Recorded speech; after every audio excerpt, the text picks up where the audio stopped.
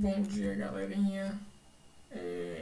Quero que vocês já vão abrindo aí o livro na página 123 para me acompanhar. Se não quiser, não precisa, né? Porque o livro está sempre aqui na tela. Mas só para vocês saberem que a gente está aqui na página 123, tá? É o seguinte, essa semana é uma semana de revisão. Então eu vou fazer o seguinte, eu vou gravar esse vídeo para vocês, tá? O vídeo vai ficar disponível como sempre lá no YouTube. Vocês vão interagir comigo pelos comentários. Como a gente tá, como lá no Google Classroom, eu tinha como saber quem viu e quem não visualizou a aula, tá?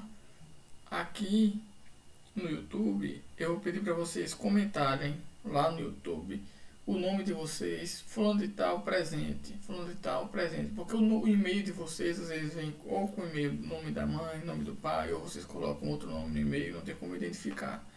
Então, primeira coisa que vocês vão fazer enquanto assistem essa aula é comentar lá, fulano de tal, bota o nome de vocês, presente, certo? Só para controlar a frequência de vocês.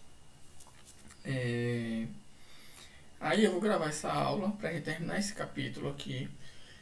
E ainda essa semana a gente não tem mais aula, só que eu vou mandar um vídeo para vocês, que é um vídeo corrigindo a atividade do capítulo, tá? Então vai ser um vídeo de revisão com correção da atividade. Então vocês vão fazer, depois dessa aula, todas as atividades desse capítulo. Eu vou fazer a correção ainda essa semana, para a semana que vem na prova a gente tá revisado, beleza? Então, a gente está falando um pouco das propriedades gerais da matéria, tá? Nas últimas aulas, e agora a gente vai para as propriedades específicas da matéria, tá?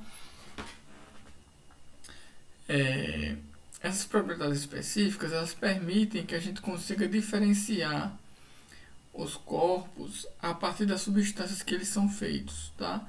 Então, corpos só que são feitos de metal, por exemplo, vão ter propriedades que os corpos feitos de madeira não têm, os corpos feitos de plástico não têm, e por aí vai, certo? Então, para a gente diferenciar os tipos de material, a gente vai utilizar essas propriedades. Essas propriedades são três, basicamente, né? São as propriedades físicas,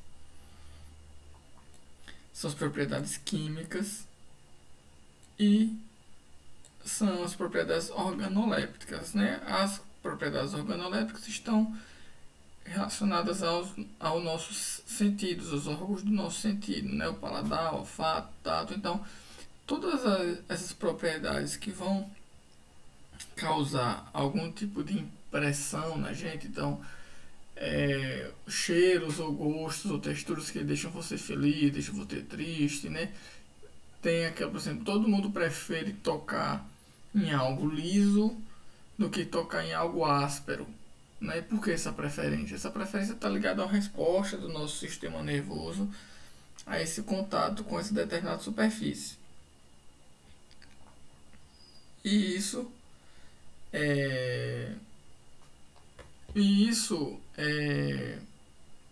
vai ser ligado a essas propriedades organolépticas, certo? O sabor, por exemplo, todo mundo prefere um sabor doce a um sabor amargo, tá? Então isso está ligado às propriedades organolépticas da matéria, tá? Então, gente, para começar, as propriedades físicas. Então, o que são propriedades físicas, né? São as propriedades que a gente utiliza para identificar as substâncias, né? Essas propriedades não vão depender da quantidade da substância, mas sim da natureza.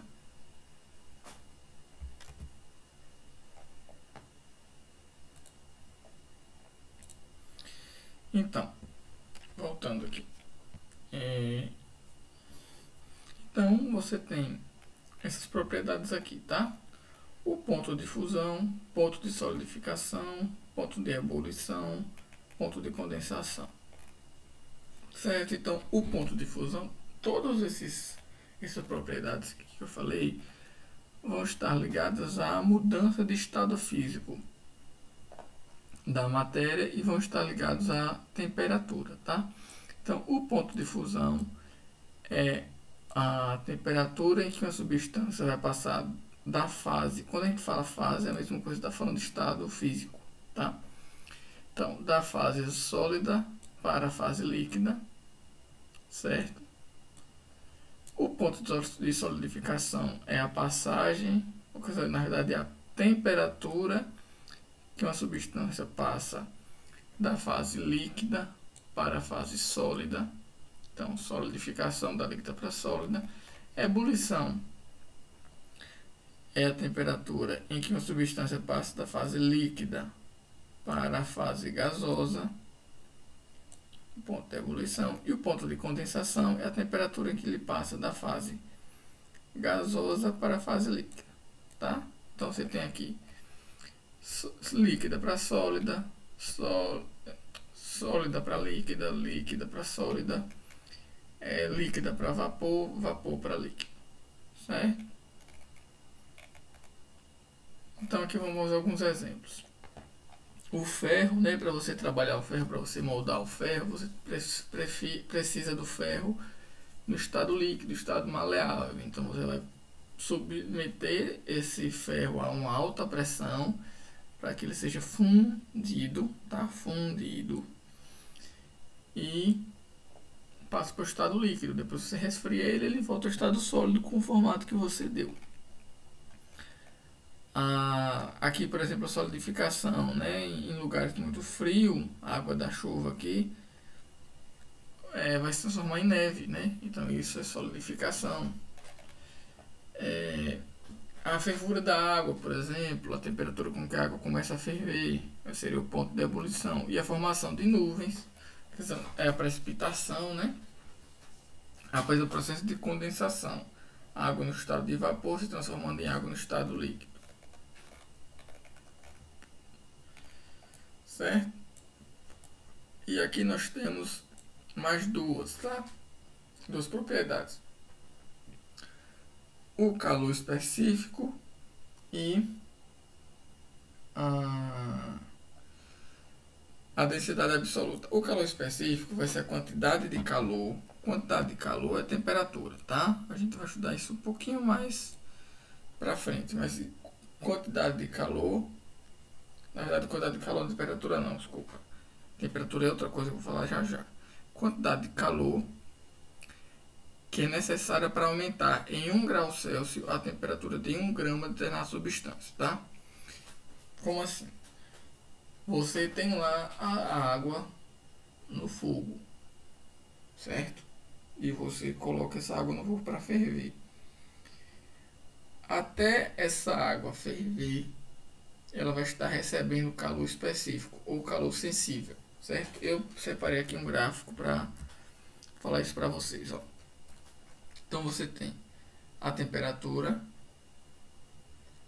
e o calor recebido, tá? Então a substância está aqui no T1, que é a temperatura inicial, certo?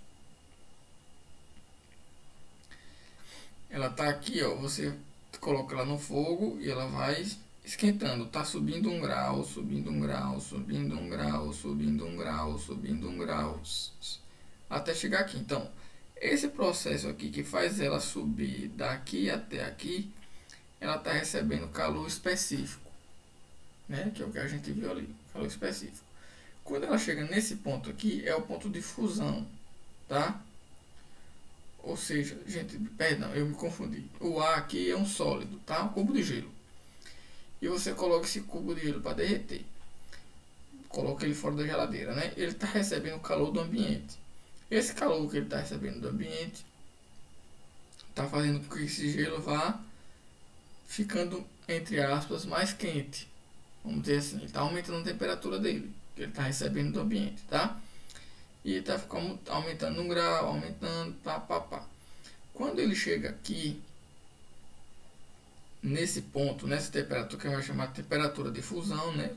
O ponto de fusão do gelo, percebam que a temperatura aqui não aumenta, ela continua aqui no TF, tá vendo? esse tempo aqui é o tempo em que o gelo está passando do estado sólido para o estado líquido. Aqui, ó, ele ainda está no estado sólido o tempo inteiro, tá? Só aqui ele começa a derreter. Quando ele começa a derreter, ele está passando aqui do estado sólido para o estado líquido. Então ele vai começar a derreter, virando água, virando água, virando água, virando água, tá? Até o ponto que ele vira água completamente, 100% do gelo vira água, ele não vai aumentar a temperatura. Por quê? A temperatura, o ponto de fusão dele chegou aqui. Ele vai manter essa temperatura, vai mudar de fase ou de estado físico e vai permanecer na mesma temperatura, certo? Então, aqui ele já não está recebendo calor específico, ele está recebendo outro tipo de calor, que é o calor latente. Não está no livro de vocês, mas para a gente diferenciar um para o outro, já vou adiantando, tá? Calor específico muda de temperatura e não muda de estado físico. Calor latente muda de estado físico e não muda de temperatura, tá? E ele chega aqui no ponto C. Agora ele é completamente líquido, tá? Aqui ele é um líquido. E ele vai aumentando a temperatura, então aqui ele está recebendo calor específico, né? A temperatura está aumentando, a temperatura estava aqui e subindo, subindo a temperatura, continua líquido, e a temperatura subindo, e ele chega aqui no ponto D, temperatura de ebulição, ponto de ebulição. Quando ele chega aqui, essa temperatura aqui é mantida e esse líquido, né, essa água vai começar a entrar em ebulição. Entre ebulição, temperatura mantida, e essa água vai evaporando, essa água vai evaporando, essa água vai evaporando, essa água vai evaporando, essa água vai evaporando. Quando essa água evaporar completamente, ele vai estar no estado de vapor e vai continuar recebendo calor até chegar aqui na temperatura 2, que é a temperatura final. Então, calor específico, calor latente. Calor específico, calor latente, calor específico. Certo?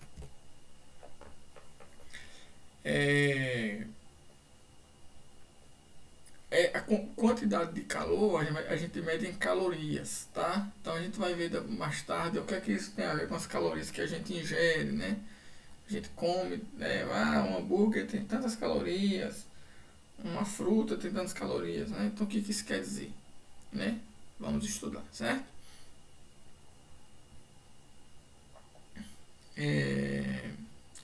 Densidade. Densidade é outra propriedade muito importante para a gente entender o comportamento de alguns materiais, tá? Então, densidade vai ser a razão. Gente, eu falei ano passado, eu era professor de matemática de vocês, falei para vocês que sempre que a gente fala em razão, a gente está falando em uma divisão, uma fração, tá? Lembram disso? Então, vamos precisar disso aqui, tá? Então, a densidade absoluta vai ser a razão entre massa e volume de um corpo em determinadas condições de temperatura e pressão, tá? Um exemplo aqui, quando você mistura água e óleo, você vê que a água e óleo, na verdade, eles não se misturam, tá? A água vai ficar aqui embaixo e o óleo vai ficar aqui em cima. Por quê? A gente fala que a água ela é mais densa do que o óleo, logo o óleo é menos denso que a água, tá? O que isso quer dizer? Quer dizer que se você pegar 1 grama, 1 centímetro cúbico de óleo, por exemplo, um cubozinho pequenininho, né? Você tem 2 cubos do mesmo tamanho. E você enche esse cubo de água e enche esse cubo de óleo. Se você for pesar, colocar na balança os dois, o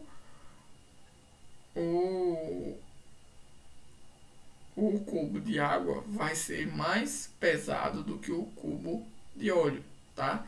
Então, o mesmo volume, que no caso é o cubo, com a mesma quantidade de água e de óleo, mas a água vai pesar mais e o óleo vai pesar menos. E o óleo vai ficar por cima e a água vai ficar por baixo, certo?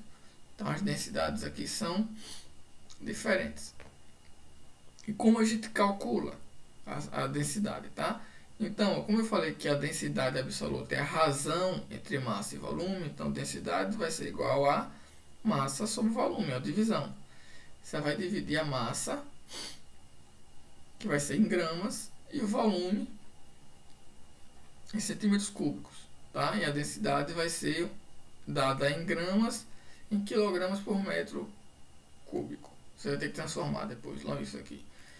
Então, a densidade da água, por exemplo, é 1 quilograma por metro cúbico, tá? E você vai ter outros tipos de densidade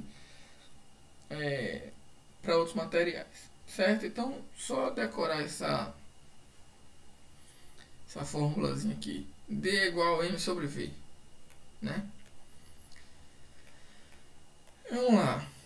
Outra propriedade é a solubilidade, ou seja, é a propriedade onde uma substância qualquer, que a gente vai chamar de soluto, pode se desenvolver na massa de outra substância que a gente vai chamar de solvente, tá? Então você vai ter aqui um exemplo, ó. O sal dentro da água, por exemplo. O sal vai ser o soluto e a água vai ser o solvente. Então, o soluto é o que você bota dentro da outra substância, certo? Geralmente você tem o soluto sendo um sólido e o solvente sendo um líquido, mas você pode ter um soluto líquido também, por exemplo, aqueles sucos de garrafa que a gente tem que misturar na água para ficar menos concentrado. Aquilo ali é uma mistura de soluto e solvente, tá? E o nome da mistura final que a gente dá, você colocou o soluto dentro de um solvente, misturou, a gente chama de solução, tá? Então aqui você tem uma solução salina, solução de água e sal, beleza? Voltando. Dureza, então outra propriedade aqui é a dureza. A dureza é essa resistência que uma substância, um material qualquer, oferece a um risco. Então, quanto mais fácil de riscar uma substância, menos dura essa substância é, certo? E você tem aqui embaixo, na outra página, a escala de dureza de Mohs, tá? Que mostra aqui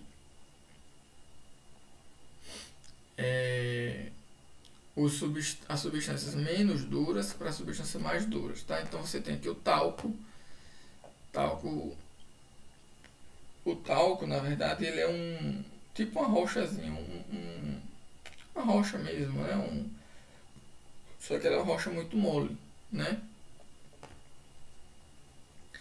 E pode ser fácil, arranhado, né? Bem fácil ali. O talco ele é bem mole. Então essa substância aqui é o filosilicato de magnésio, tá? Não precisa decorar, mas só para você saber, ficar um bocado de letra aí solta, aleatória. O depois em gipsita, né, que é o gesso, são semelhantes. Você arranha com a unha também, um pouco mais de dificuldade. Essa substância aqui vai ser o sulfato de cálcio. Você vai ter a calcita, que você já pode ser riscada com moeda de cobre, né? E a substância é o carbonato de cálcio. A fluorita, que pode ser arranhada com a faca de cozinha, que já é um pouco mais difícil, vai ser o fluoreto de cálcio. A apatita, que pode ser arranhada com a faca de cozinha, mas já é um pouco mais difícil. Isso aqui eu não lembro o nome da fórmula dela não. O feldspato, que é um mineral que pode ser arranhado com uma liga de aço, então já é um pouco mais duro. Não lembro o nome do feldspato. O quartzo, né, que é o quartzo, que é uma matéria-prima que se faz ele usa muito para fabricação de relógio, tá? Então o quartzo ele já risca, ele já não é riscado, tá vendo? Ele já risca, ele já é mais duro. Aqui é o dióxido de silício, Você tem o topázio, que já é capaz de arranhar.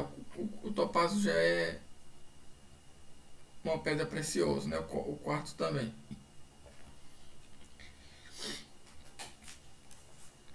Eu também não lembro o nome, tá? O corindon, que é capaz de arranhar o topázio. O corindon vai ser a safira e o rubi, né? O nome técnico, digamos assim, da safira e do rubi. Vai ser o óxido de alumínio. E o diamante, que é o mais duro de todos, pode arranhar qualquer outro material e só é arranhado pelo próprio diamante, tá? E o componente dele é o carbono. Beleza? Então, dureza é isso, a capacidade que um material tem de riscar ou de ser riscado. Quanto mais ele risca, mais duro ele é. Quanto menos ele risca, menos duro ele é. A gente não fala dentro aqui, a gente está estudando física, né? A gente não fala de material mais mole, a gente fala de material mais duro ou menos duro, certo?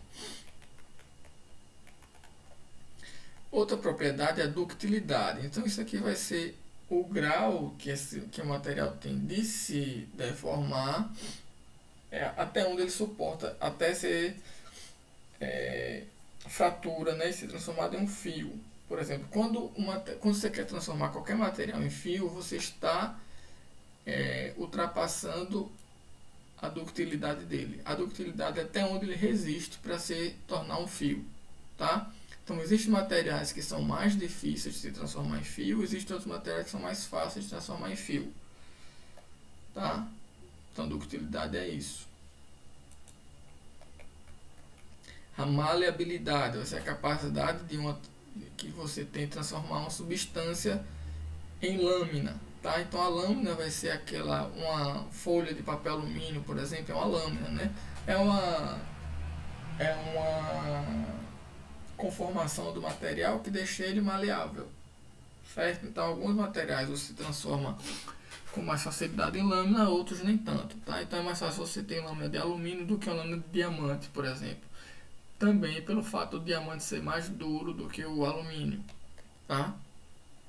Então, gente, é só saber o que é o que. E aqui você, aqui você tem a condutividade, que é a propriedade que um material tem de conduzir bem calor e eletricidade, tá? Então você tem que metais, geralmente, né, cobre, ferro, ouro, e outros são bons condutores. Não é à toa que a gente usa fio de cobre, né, para conduzir eletricidade. O metal que mais conduz eletricidade, né, que tem mais essa propriedade, é o ouro, gente. Tá? Mas a gente, logicamente, que não vai usar o ouro para conduzir eletricidade, porque o ouro é um metal precioso, né, muito caro. Então, a gente fica com o cobre, que não conduz tão bem quanto o ouro, mas dá conta do recado tranquilo. E o magnetismo é a propriedade de atrair ferro. Tá? Então, o exemplo melhor que a gente tem é o minério da magnetita, certo? Façam essa atividade aí, vou passar para vocês não verem a resposta.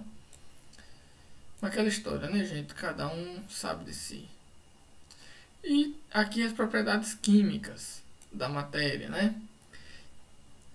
As propriedades químicas, na verdade, a gente já começou a estudar lá quando a gente está falando em combustão, tá? Então vai ser basicamente as propriedades responsáveis por transformar a matéria. Então você tem a oxidação, né? Que vai ser o que a gente chama de ferrugem. Quando o material oxida, a gente fala que ele enferrujou. Então você tem o ferro sendo transformado em outro tipo de material. A combustão, que é a queima. A explosão, que é a liberação grande de energia em matéria através de uma queima.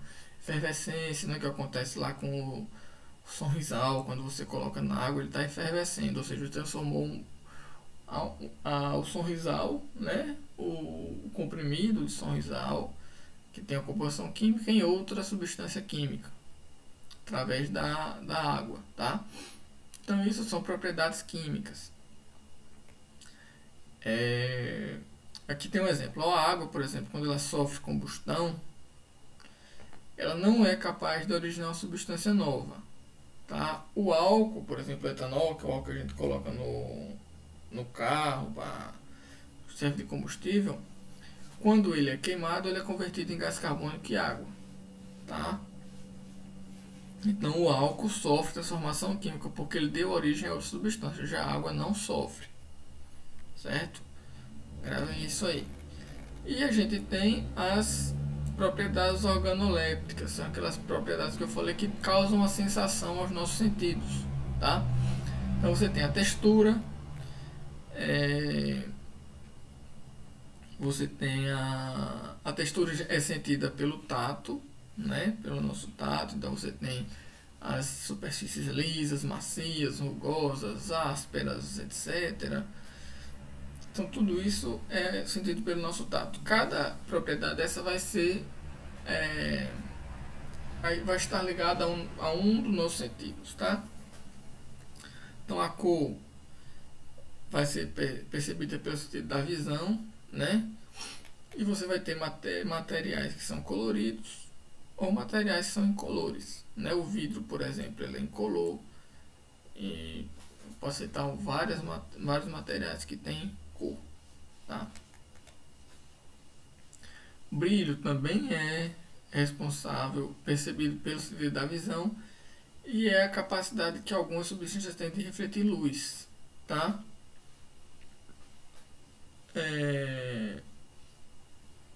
Então, por exemplo, se você colocar uma pedra contra o sol e um pedaço de diamante contra o sol, o diamante vai refletir o sol muito mais do que a pedra, por exemplo, certo? Então, o diamante tem muito mais brilho do que a pedra, tá? Ele dá aqui o exemplo dos fogos de artifício. Então, quando você vê os fogos de artifício brilharem no céu, é por conta de algumas substâncias que tem, né, alguns compostos químicos que tem dentro desse fogo de artifício, que quando são queimados emitem luminosidade, certo? Ou seja, eles têm muito brilho. Vamos ver. Próxima. Odor, certo? Também conhecido como cheiro, ele vai ser percebido pelo nosso nariz, tá? Nas células olfativas. Você vai ter substâncias inodoras, no caso a água inodora, ou seja, a água não tem cheiro, e substâncias odoríferas, né, que todas as outras basicamente que tem cheiro. Então, inodoro não tem cheiro, odorífera tem cheiro. Pronto, gente, por aqui é só, tá? Tem o sabor também que é sentido pelo nosso paladar. Então você tem a classificação aqui de substâncias insípidas que tem sabor e substâncias insípidas que não tem sabor. Na verdade, ele é sentido em conjunto pelo olfato e pelo paladar, certo? Então você tem praticamente 70% do nosso paladar, na verdade é sentido pelo nosso olfato. O olfato e o paladar vão sentir juntos, vão trabalhar juntos para compor o que a gente vai chamar de gosto, de sabor, tá? Mas a maior parte desse sabor é formado pelo olfato. Então a gente percebe muito mais, vamos dizer assim, o cheiro da comida do que propriamente o sabor. Só que a gente associa tudo como sabor, tá? Que realmente acaba sendo uma coisa só, tá, gente? Então a água é um exemplo de substância insípida, ou seja, não tem sabor. Então a água vai ser inodora, incolor e insípida. Isso vocês já sabiam, tenho certeza. Certo? Então, gente, é por aí. Fica uma atividade da página 137 para vocês responderem. Não, página 137 não, vocês vão pegar desde o começo do capítulo até o final, que é a página 137, e responder essas atividades, que é o que eu vou corrigir para vocês no próximo vídeo que vai sair essa semana ainda, tá? Então, buenas noites, não esqueçam de comentar que está presente para eu poder controlar a presença de vocês, certo? Um abraço, gente, até a próxima.